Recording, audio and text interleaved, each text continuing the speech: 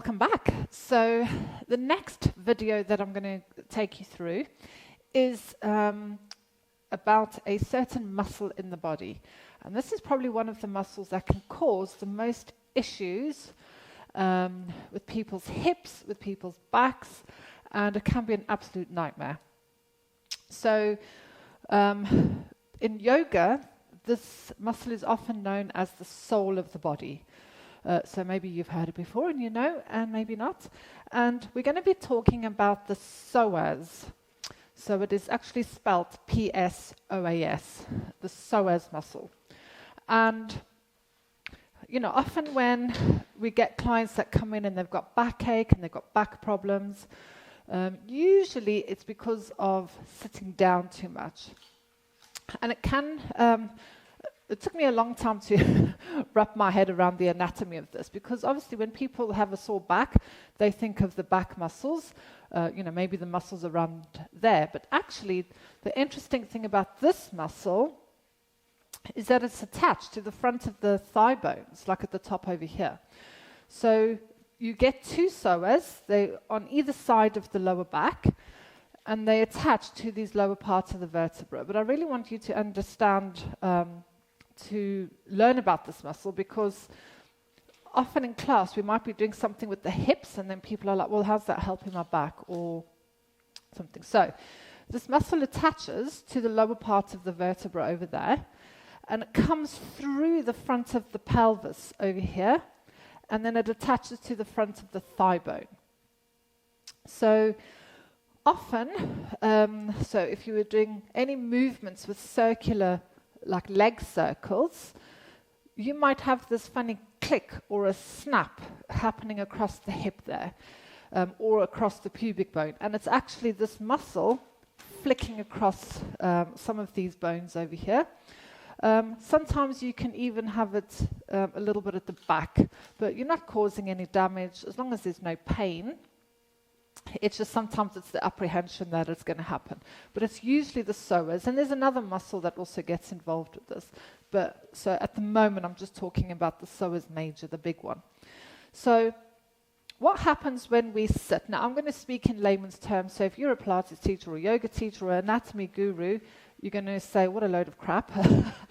But this is just how I understand it, and it's how I explain it to clients so that they can get an understanding. Because it does take a bit of learning to understand what a shortened muscle is, what a tight muscle is. But to me, just the way I'm going to explain it now just makes a bit of sense in my head. After all, I am blonde. So the muscle attaches to the lower back and it comes to the front of the hip. Now, if you were in a standing job for 50 years, this muscle would be long. So let's just pretend this is the actual muscle. The muscle would be long, because it needs to be long because you're standing all the time. So the body's not stupid. If you were sitting all the time, and let's say that muscle was that long, you can see it doesn't need to be that long if the body's sitting all the time. Okay, so what happens is the brain's like, oh, I don't really need all that muscle because you're sitting in a position where the muscle's in a smaller position, a shortened position. So I'm going to start reducing the length of that muscle because it takes energy to keep muscles healthy. So I'm actually going to start to shorten that muscle for you because you don't need it or you're not using it. So what happens is that muscle that's that long now becomes that long, okay? Because if you think of your thigh bone that's in a seated position, it doesn't need to be that long. The impact that has now is that when you come into standing, that short muscle is being pulled into a longer position to allow you to stand, and the impact that then has on your back is it pulls this lower spine forward. So often anybody that's sitting, or if you think of a pregnancy posture, that lower back is so curved because this muscle is actually pulling the spine forward. So then you start to get these issues with the lower back. You start pinching onto the discs and these, the padding between the vertebrae. And often, even thin people, they start to get a little bit of a belly. So I've got some good news for you. If you sit all the time and you don't stretch off this muscle and you think, oh, I've got quite a little belly, It's because the whole pelvis is rolled forward, and basically your intestines and everything are hanging out of the bowl over here, okay?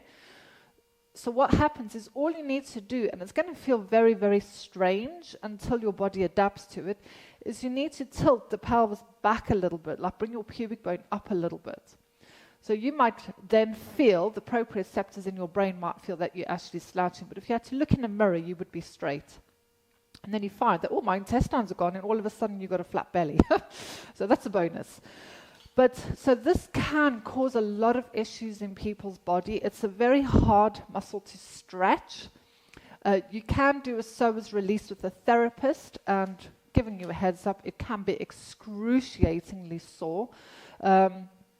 Sometimes in the yin yoga classes, there's a lot of hip opening work. So hip opening is creating the space around the pelvis.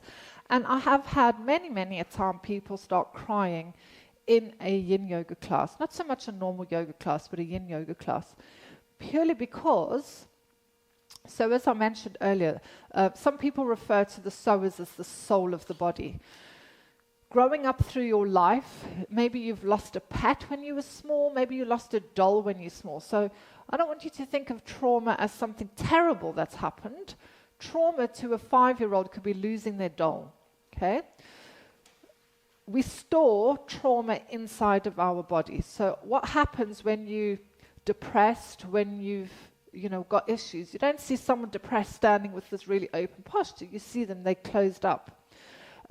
People crying, or they've heard bad news, they closed up. And what happens is this trauma, or the physiological effects of hearing trauma, gets into these regions, gets into this muscle. And again, if let's say you've lost a partner or a husband or wife, probably for the first 6 months or a year or 2 years. I know one of our clients lost her husband, and still 5 years later is still struggling with that, obviously.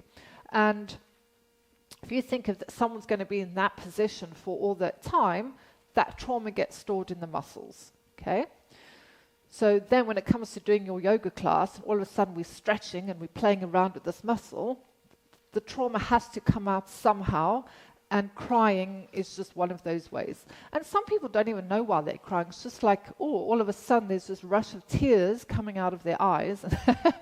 They feel quite embarrassed, and they just don't know why they're crying. But it's a good sign. So, in our studio, it's an open place. We've had lots of tears. I've even sat down in front of a class one day for no reason, just started crying and then carried on teaching. So it happens. But I just wanted to share with you about this muscle, so that when I talk about the muscle within the class, you will understand where it is and what it's attached to.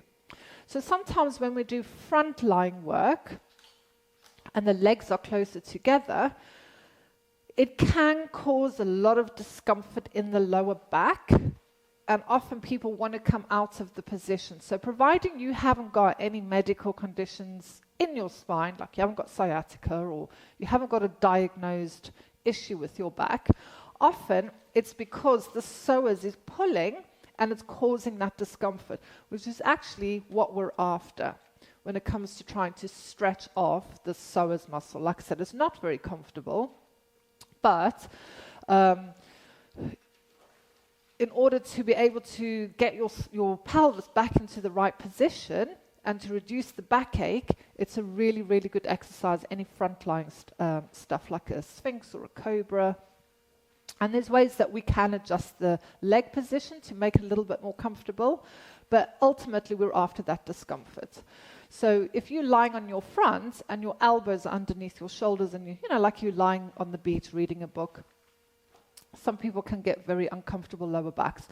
But if you can do that for 5 minutes every day, like Paul often just lie down and watch TV with a cushion under his chest, and he just lies down on the front on the floor. That's a good idea as well. So then it's not really exercise, you're just in that position while you're doing something else.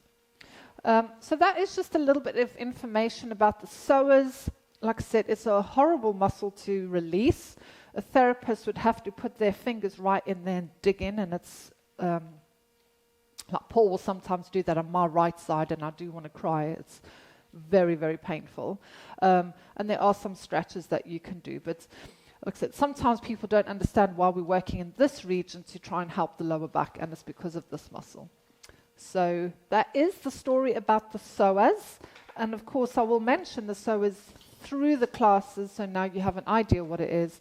But I will always go over everything in the classes as well.